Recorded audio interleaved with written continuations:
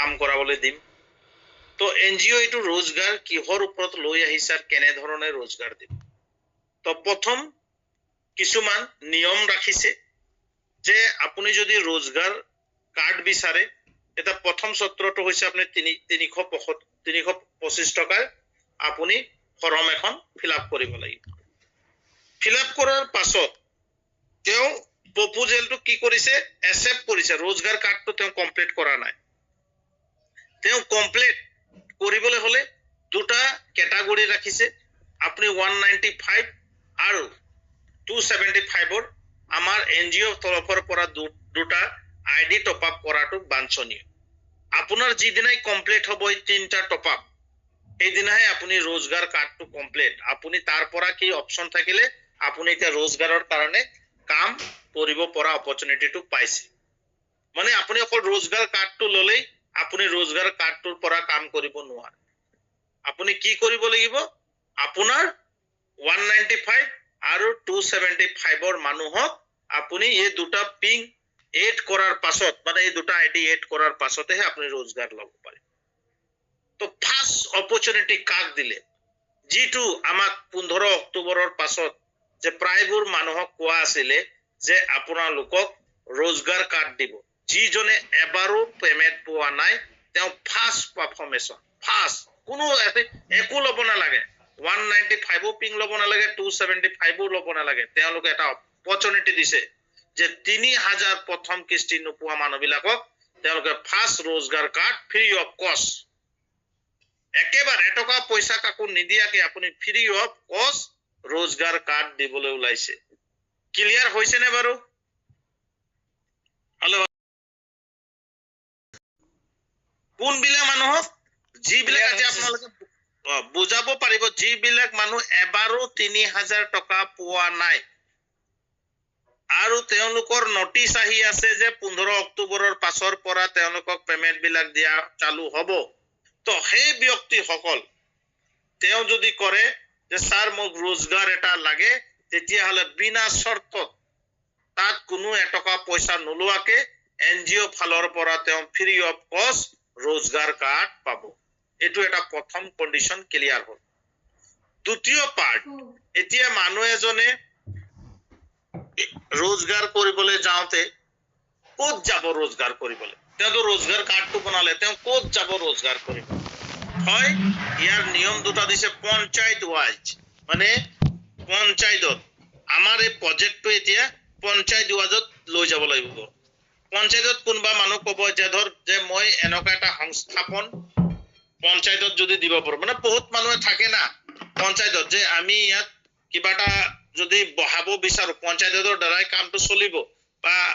তেনেকুৱা পৰ্যায়লে মানুহ এজনে ক'লে যে মই পইচা মানুহ কেতিয়া লগাব তাত বেনিফিট থাকিব লাগিব তো এনজিও তাত এটা অপৰচুনিটি দিলে যিজন মানুহে সেটআপটো লব আৰু 100 পিং পাৰচেজ কৰিব তেও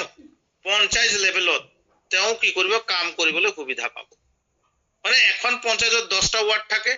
10টা ওয়াৰ্ডত 10 জন মানুহ লব পাৰে এতিয়া সবে এনেকা মানুহ লোৱাৰ পাছত পাৰ্সোনালি মানুহ লব পাৰে এতিয়া ধৰ আপুনি 20 গৰাকী মহিলা বা 10 জন মিলি বা 5 জন মিলি এনেকা এটা সেটআপ লৈ বাল্বটো বনাব পৰা অপৰচুনিটি দিছে বলে এদি কৈছে নহয় আমাৰ দূৰ হৈছে আমি গাঁৱৰ ওচৰতে কৰিম তো গাঁৱতো কৰিব পাৰে বলে কোনবা ক'ব না মই ঘৰতে নিজে পাৰ্সোনালি লৈ লম পাৰ্সোনালিও লব পাৰে তো এটো কি হ'ব रोजगार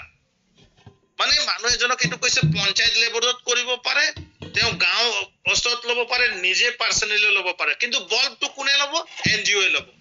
কোৱেশ্চনটো আপোনালোকৰ ক্লিয়াৰ বল যিমান মানুহে বল বনাব বলটো কোনে লব এনজিও লব এটা এনজিও কি কৈছে আপোনালোকক रोजगार দিছে যেনেকৈ আমি অসমত যদি আমি 20000 মন মানুহক যদি रोजगार দি দিও আৰু তেওঁলোকে যদি বাল বনাবলৈ আৰম্ভ কৰে তেতিয়া আমি বালবিলাক কি কৰিম আমাৰ যিমান এতিয়া দানবীৰ আৰু যোদ্ধা হ'ব আমি এতিয়া বাল্বৰ ক্ষেত্ৰত আমি ওয়েট কৰিব নালাগে আপোনাৰ বাল্বটো বনোৱা হল আপোনাৰ এৰিয়াত বা ব্লকত যিমান বাল্ব বনিলে আপুনি হে ব্লকটোৰ ভিতৰত গম পালে যে 20000 বাল্ব বনিলে তো আপুনি 20000 বাল্বৰ তথ্যটো এনএসটি জনে দি দিলে আৰ তেওঁকো এটা পেমেন্ট পাবো অপশন সবৰে কাৰণে ৰাখিছে জিলা প্ৰভাৰী এটা পেমেন্ট পাবো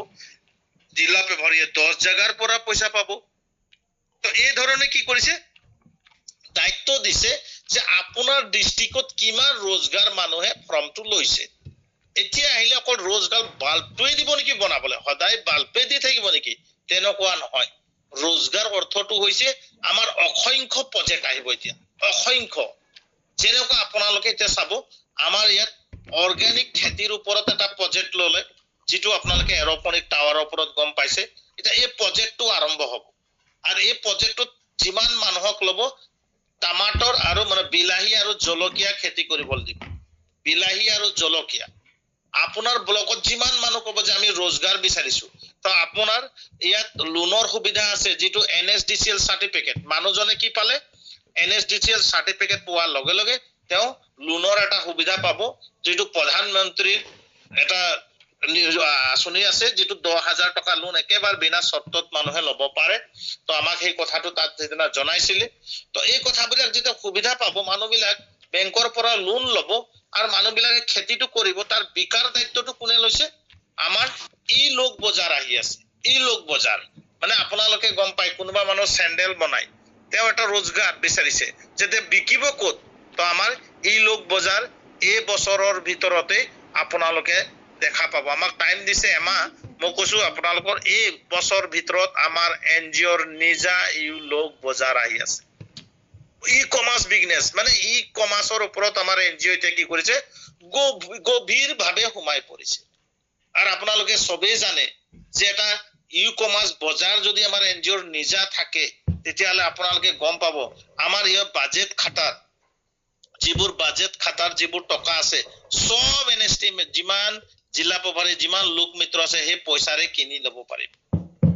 এনজিওৰ যেটো ওয়াৰ্ড যেটো বিশ্বাস যে আপোনালোকক আমি ই লোক বজাৰটো আনি দিম বুলি কৈছে ই লোক বজাৰটো এক মাহৰ ভিতৰতে বা আমাক এই ই লোক বজাৰটো পোৱা যাব তো এনজিও কি কৰিছে ফিউচাৰত কি হবলৈ গৈ আছে চাব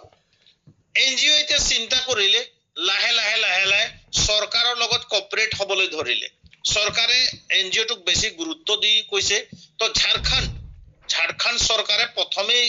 মানে মিনিষ্টাৰ লেভেলৰ লগে ইয়াক হাত দিছে যে আপোনালোকে যি কৰিব বিচাৰে আপোনালোকৰ এনজিওৰ যিবোৰ লিগেল পাৰ্ট যিবোৰ কাম আমাক ভাল লাগিছে আপোনালোকে এটা প্ৰসেস লৈ যাওক তো প্ৰসেসটো লৈ যোৱাৰ কাৰণে যেটো বেংক খোলাৰ দায়িত্ব ললে বেংক যে আমাৰ এটা কোঅপাৰেট বেংক হ'ব আৰ ৰাঁচিতে আৰম্ভণি হ'ব আৰ এই বছৰ যেহেতু আমাৰ এনজিওৰ 2 বছৰ উদযাপন কৰিবল যিদিনা আমি যাম 2 বছৰীয়া কাৰ্যসূচীত তেতিয়া আমাৰ কি হ'ব আপোনালোকে প্ৰায় মানুহে গম পাব আমাৰ বেংক আৰম্ভ হৈ যাব আৰ অলৰেডি ৰাঁচিত অলৰেডি অফিস ওপেনিং হৈ গৈছে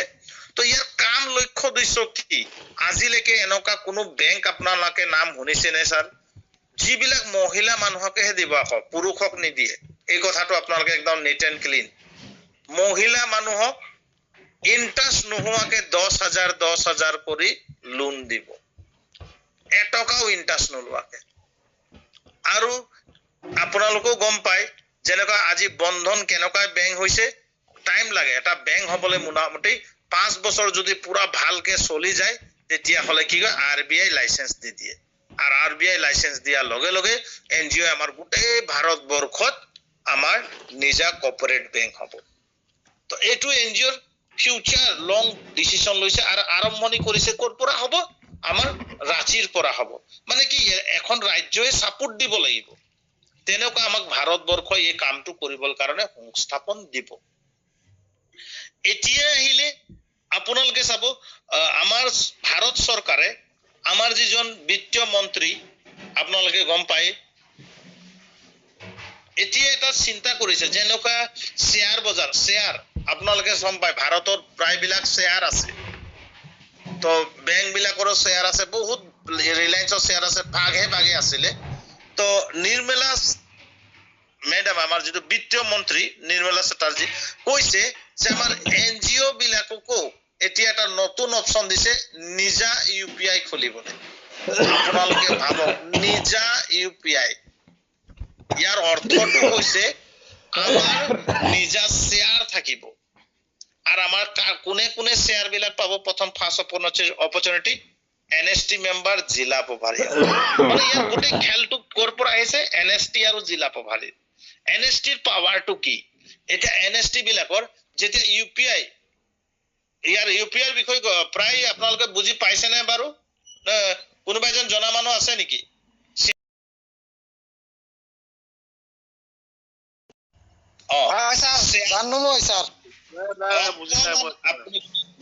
মই আপোনালোকক ক্লিয়াৰ কৰিছো যেনেকৈ শ্বেয়াৰটো যেতিয়া আমাৰ এনএসটিৰ হাতত দিব তেতিয়া 10 টকা কৰি থাকিব ধৰ এক্সাম্পল মই উদাহৰণ দিছো হা 10 টকা কৰি আমাৰ এনএসটি শ্বেয়াৰ মেম্বাৰ বিলাকক দি দিব যোনে যিমান ললে 1000 কিন্তু শ্বেয়াৰৰ বজাৰ মূল্য আকৌ 2000 মানে 500 টকা আছে তাত তো আমি এই বস্তুটো যেতিয়া শ্বেয়াৰটো আমাক 10 টকা কৰি দি দিলে এনএসটি আমাৰ ফাউন্ডাৰ কাৰণ আমাৰ নিজা আৰু আমি মাৰ্কেটত যেতিয়া সেল কৰিম 500 টকাকে এটা শ্বেয়াৰত বিকিব পাৰিম তাৰ বজাৰ ৰেট হ'ব 500 টকা এস মই এইটো কোৱা কথাটো হৈছে নে বাৰু স্যাৰ Yes, sir. কোনবা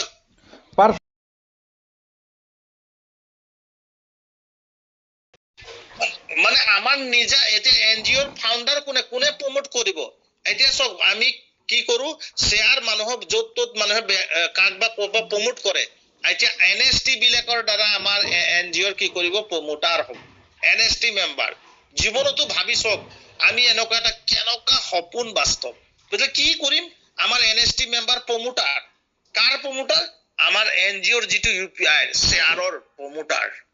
প্ৰতিটো এনএসটি মেম্বাৰ তো সেইদিনা ভাবিছক স্যাৰ কিমান লাখ টকা আমাৰ আৰ্নিং হ'ব তো এনজিও কি কৰিছে সেই কাম বিলাক কৰিবলৈ আৰম্ভ কৰি দিছে আৰু এইটো প্ৰথম আপোনালোকে বাজেটত শুনিব এবাৰহে এনজিও কি অপৰচুনিটিটো দিছে আমি কিমান লাকি যে ভাৰত চৰকাৰে এই সুবিধাটো এবাৰ এনজিও বিলাককো দি দিছে আগত দিয়া নাছিলে তো এতিয়া এনজিওৰ বিষয়ে মানুহে আমি আপোনালোকক জনাবলৈ পাই মানে এক্সাইটেড হৈছো যে আমি ভাবিছিলো হয় এনএসটি ললো কিন্তু এনএসটি টো লোৱাৰ পাছত আমি কি সুবিধা পাম আমাৰ দ্বাৰা কি হ'ব কিন্তু এতিয়া আপোনালোকে ভাবিছক যে এনজিও আমাক ভৱিষ্যত ফিউচাৰ ভাল কৰিবৰ কাৰণে কি কৰিবলৈ গৈ আছে এনেকুৱা প্ৰজেক্ট লৈছে যেটো প্ৰজেক্টত নেকি আমি কোনো এনএসটি মানুহে জীৱনত ভাবিব নোৱাৰা এটা সপোন আমাক বাস্তৱ কৰাব এটা ৰিয়েলাইজ কৰাব আৰু যেটো জায়গাত আমি লব নোৱাৰো সেই জায়গাৰ পৰা আজি আমাৰ এনজিও আমাক দিব বিচাৰিছে যিমান এনএসটি মেম্বাৰ আছে সবকে সুবিধাবিলাক এ টু জেড দিব বিচাৰিছে ইয়াত কোনো বাদ পৰি নাযাব তো আমাৰ এনজিওৰ লক্ষ্য উদ্দেশ্য এনেকুৱা এটা ধুনীয়া পদক্ষেপ লৈছে এতিয়া আমাৰ মাজত বহুত মানুহৰ আছিলে যেটো স্যাৰ আমাৰ 275 ৰ পিং বিলাক সেল হোৱা নাই আপোনালোকে চাব যে रोजगार লব বিচাৰিলে মানুহে 275 ৰ পিংটো লবই লাগিব 195 ৰ টো লবই লাগিব 275 ৰ টো লব লাগিব তেতিয়া তেওঁ रोजगार পাব এতিয়া रोजगार পদ্ধতিটো উলাই যোৱাৰ কাৰণে আমি অসমত এতিয়া প্ৰায়বোৰ মানুহে চাব এটা স্টেপ নিজৰ ডিস্ট্ৰিক্ট ওয়াইজত নিজৰ ব্লক ওয়াইজত কোনবা কব নিজে ঘৰতে বহুত মানুহে সংস্থাপনটো লব আৰু বাল্বটো যেতিয়া বনাবলৈ আৰম্ভ কৰিব তো মই ভাবো অসমত আমি যদি 100-150 জায়গাত যদি বল বনাবলৈ আৰম্ভ কৰি দিও বাল্ব বনাবলৈ তেতিয়া মানুহে আমাক বিশ্বাস কৰিব আৰু চাব হয় আপোনালোকে रोजगार দি আছে আৰু একেদিনাই বস্তুটো এটো নহয় যে আজিয়ে কৰিলো কালিৰ পৰাই আমি পুৰা সাকসেস স্টেপ বাই স্টেপ আমাৰ এনজিওটো লং টাইম থাকিব তাৰ পাছত যেনেকা বাৰ মেডামে কৰে সাবুন বনাবলৈ মাছৰদানি বনাবলৈ ধূপদানি মানে অসংখ্য প্ৰজেক্ট আনিব আৰু কোনে লব এটা মেইন কথাটো কোনে লব আগত আমাৰ বহুত মানুহে বজাৰত সবে বনাব পাৰে কিন্তু ভয় কৰে বহুত বনাই দিয়া পাছত বিকি নহলে আমি যদি বিকি নহয় বস্তুটো ৰৈ যাব নাই না যায় যেনেকা এলইডি বাল্ব বহুত মানুহ বনাব জানে কিন্তু কোনোবা এজন মানুহে 1 কোটি এলইডি বাল্ব বনাবলৈ ক্ষমতা আছে নে তেওঁ ভয় কৰে যদি মোৰ বাল্বটো যদি বিকি নহয় কোনে লব কথাটো হসা নে মিছা বাৰু ৰিয়েলাইজ কৰিলে ভাল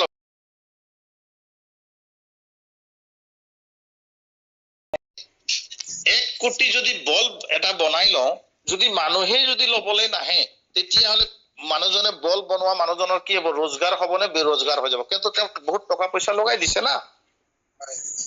সেই কাৰণে মানুহে আজি ডেটত উদ্যোগটো এটা গঢ়িবলৈ যাওঁতে সমস্যা হৈছে কথাটো একদম এজনৰ লগত ডিসকাস কৰি কি তো ক্লিয়াৰ হৈ আছে না হয় এতিয়া আমাৰ এনজিঅ কি কৰিছে যে আপুনি যদি আজিৰ ডেটত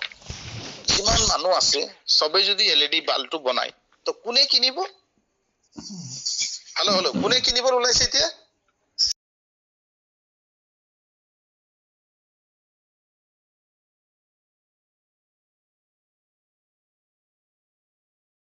এনজিঅ কি ধৰণে কৰিলে যে আমি গাঁৱৰ সৰ্বসাধাৰণ মানুহক বস্তু বনাই দিয়াৰ পাছত বজাৰত ঘৰে ঘৰে বিকিব নালাগে, কোনো ঘৰে ঘৰে বিকিব নলগাকে আমি ৰোজগাৰ দিছো। এইটো মই ভাবো অসমত যদি আমি সঁচাকে এই কামটো সাকসেস কৰিব পাৰো, অসমত আমাক মানুহে সঁচাকে হলাগ লব। কাৰণ বহুত গাঁৱে ভূঞে মানুহ আছে যদি ঘৰতে বনাই তেতিয়া ৰাতিও বনাব পাৰিব না স্যাৰ। হয়, যদি 500 বল বনাই যদি 2 দিনতে বনাই, মই এটা কৈছো 500 টকা পালে স্যাৰ,